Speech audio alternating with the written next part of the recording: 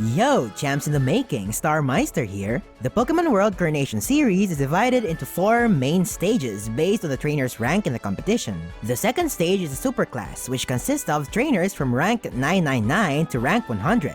In the Superclass, Ash Ketchum won 5 battles, tied in 1 battle, and lost 3 battles. In fact, this is the only class where Ash has ever experienced defeat. So today, we'll try to rank all of the Superclass battles that Ash has been in. This list is 100% my opinion, and I'll be basing my rankings on how much I enjoyed each battle. With all that out of the way, let's begin with number 9.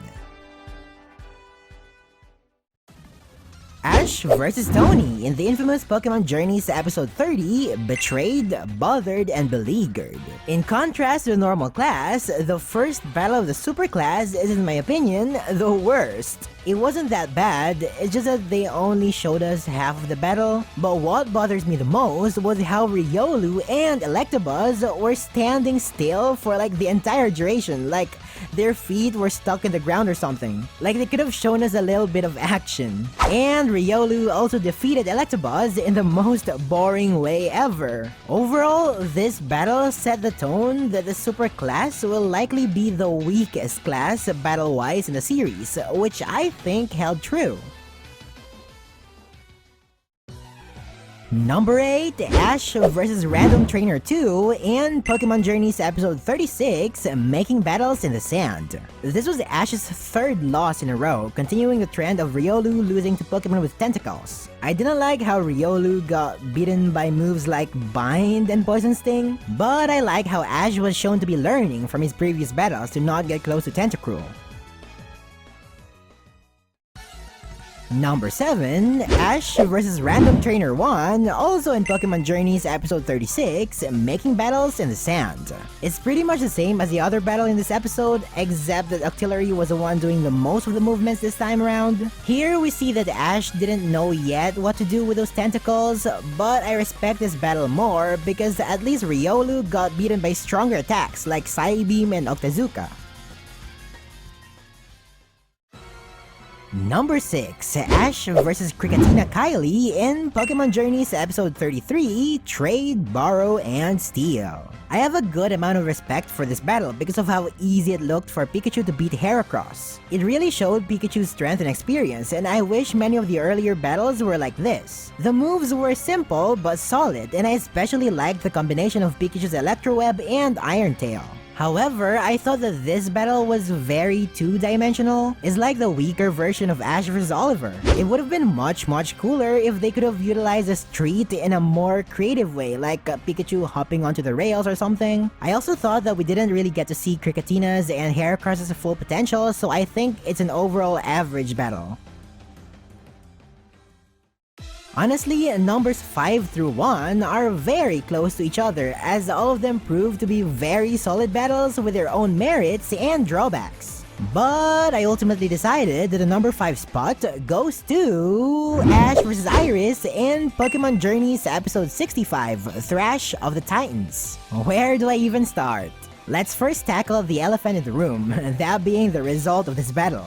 How in the world can 2 champion Pokemon get beaten by 2 Pokemon with way less experience? Like, this started a trend of Ash getting so much plot armor to be the strongest trainers in the world. It was so hard watching Iris' Dragonite getting owned by Dracovic's Ice Fang when he was shown to be capable of taking stab blizzards back in Black and White when he was nowhere near as strong as now. Following that, they instantly nerfed Dracovic by making it helpless against Haxorus. Then we have Ash's Dragonite learning Draco Meteor in the last quarter. I mean, it looked cool and grand, but it just felt like a cheap way to win the battle. Like, it didn't feel as earned as some of the other Deus Ex Machinas on this list. But now, let's talk about the stuff that I did like about this battle. Once again, it was nice seeing Ash switching his Dragonite after realizing that it's about to lose. Hurricane being used as a shield was a good callback to the Korrina battle and further improved on it. Iris was handled super well in this episode. She was shown to be a pretty savvy trainer, like how she made sure not to have Hexers get close to Dracovich's mouth, and when she trained Hexers to overcome the confusion from Outrage. Although the battle failed to live up to Aeris' champion status, it still did an amazing job at showcasing her growth to becoming a Dragon Master. The way she communicates with Dragonite, encourages him to have fun, and brings out the best in him was one of the best moments in the entire series. But just like Ash vs Karina in my normal class video, Ash vs Iris had so many positive and negative points going for it, which rightfully lands this battle in the middle of the pack. Number 4, Ash vs Dozer in Pokemon Journeys Episode 51, Trials of a Budding Master. Before making this video, I never thought that this battle was gonna make it high on the list, but then I realized how vastly underrated this battle actually is. Ash vs Dozer was very intense because the pride between two fighting Pokemon was on the line. You can really see the passion in the eyes of both Farfetch'd and Girder that they really want to win this at all costs. This battle felt very personal for the Pokemon, and it was a battle of the egos, and it was handled amazingly. They managed to utilize the rocky field to make the battle feel more brutal. One of my favorite scenes was when Girder stopped the fissure created by Farfetch'd. They also used some boosting moves to even make this feel like a battle of the strongest. The ending was Chef's Kiss, with Farfetch'd proving to be the stronger battler as it broke the steel beam of Girder. I really liked Dozer too. I thought he was a fun character who was completely in sync with his Pokemon. The main negative thing I can think of was how the battle dragged on for too long, and there were a couple of dry parts here and there that disrupted its uphill momentum. But overall, this battle proved that brute force can be just as enjoyable as strategy if given the right context. And this was the perfect context to show brute force because it goes perfectly in line with the nature of two passionate fighting type Pokemon. Number 3, Ash vs Rinto in Pokemon Journeys Episode 60, Beyond Chivalry, aiming to be a League Master. Coming fresh from their training with Wickstrom, Ash and Farfetch'd were more than ready to give it their all. But Rinto was still a few steps ahead of them and even managed to bypass Detect twice. Rinto was a strong force in this episode, always insulting Ash and Farfetch'd about being inadequate to the point that Go yelled at him. You know it's serious when the boyfriend gets involved. Ash vs Rinto still had the brute force battle style of fighting types, but it added the missing ingredient from Ash vs Dozer. That is, the bond between Ash and Farfetch'd. When Farfetch'd's Sleek was cut in half, Ash remained positive and came up with a sword and shield tactic. And when Farfetch'd was about to give up on battling, Ash provided the much needed motivation to help it continue. And following that, Farfetch'd started gaining momentum and managed to land 3 critical hits in a row, resulting in its ultimate reward, Evolution. The evolution felt natural and rewarding and not random.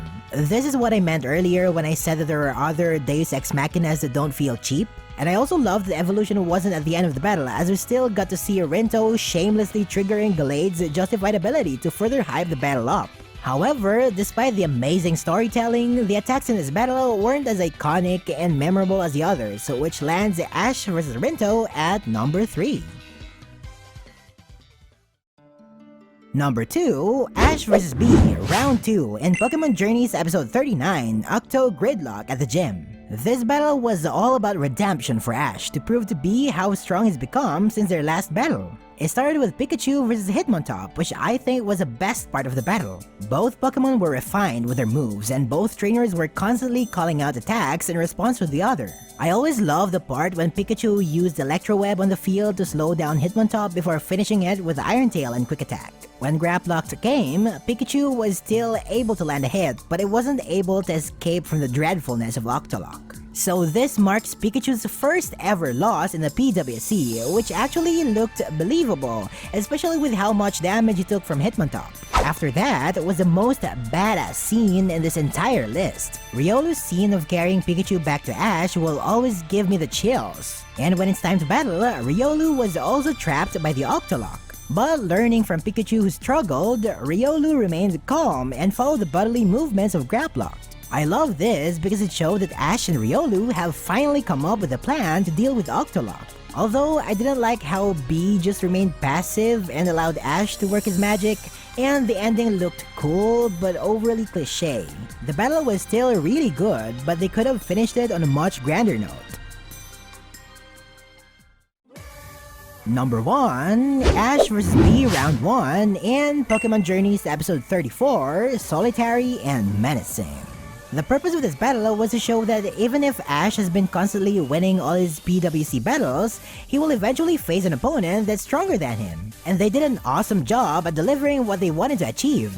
What makes this battle better than the rest is that it was great from start to finish, and there weren't any moments that felt dragged on, and it was a consistent clash of fighting Pokemon.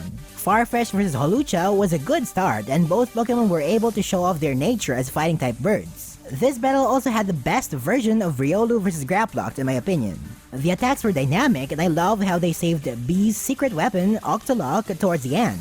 It was genius writing when they gave us a sense of false hope that Ash might still be able to win, especially when Riolu escaped the Octolock and the way they show Ash as if he came up with a brilliant idea. Overall, this battle made the PWC feel like a more serious competition by having Ash lose. It did an awesome job at showing off how strong B is while still making it not look like a sweep because Ash was still amazing in this battle. And I honestly believe that this is the best battle in the Superclass of the Pokemon World Coronation Series. So that's it for my rankings of Ash Ketchum's Superclass battles from worst to best. Let me know your own rankings in the comment section below. What's your favorite battle in the Superclass? Let's get a conversation started. Don't forget to subscribe to my channel and hit the notification bell for more fun content. Also follow me on Twitter, join our Pichu Bros Posse Discord server, and check out the Pichu Bros merchandise. The links are found in the description below. With that being said, enjoy your time hammering away Pokemon champions and becoming the most powerful trainer in the world. Thanks for watching, and gotta catch ya later.